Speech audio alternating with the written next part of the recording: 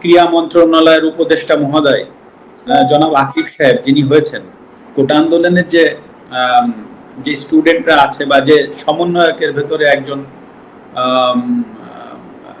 ক্রীড়া মন্ত্রণালয়ের উপদেষ্টা মহোদয় জনাব আসিফ সাহেব যিনি হয়েছেন, আপনি দেখবেন উনি কিন্তু খেলাধুলা নিয়ে এখন থেকে উনি কাজ করবেন, বাংলাদেশের সার্বিক খেলাধুলার বিষয়গুলো নিয়ে কাজ করবেন।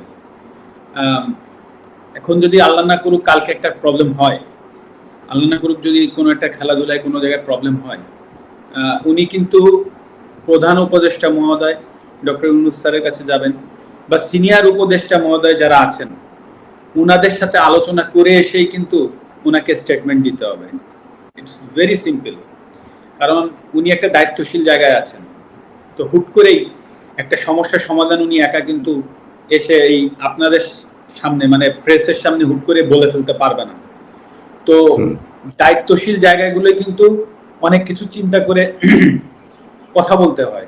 তো সেই জায়গা থেকে সেই জায়গাটাই কিন্তু আমি ছিলাম। হ্যাঁ, আপনি আমাকে খেলোয়াড় মাশরাফি বলছেন, আমি সেভাবে উত্তর দিচ্ছি, কিন্তু অ্যাট দ্য সেম টাইমে কিন্তু আমি একটা দায়িত্বশীল চেয়ারে বসেছিলাম। তো হুট করেই আমি কিন্তু ফ্রন্টে এসে একটা কথা বলে দিলাম, আর তাই নিয়ে একটা বিশাল আরো বড় কিছু হয়ে গেল।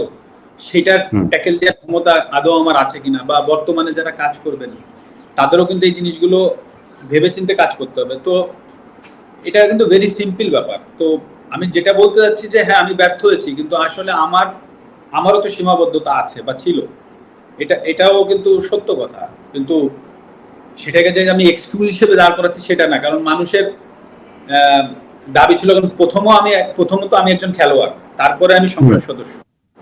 আমি খেলোয়াড় থেকে আমার পরিচয় মাশরাফি না হলে আমি অবশ্যই ওই সংসদ সদস্যে আমার যে ডাক নাম ছিল, আমার নলেজের মানুষ চিন্ত কৌশিক নামে, সেই নামে আমি নিশ্চয়ই সংসদ সদস্য হইতে পারতাম না।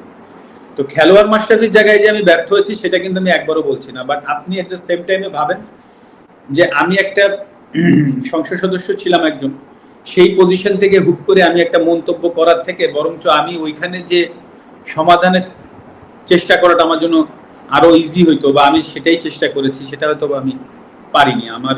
সেটাই আমার ব্যর্থতা।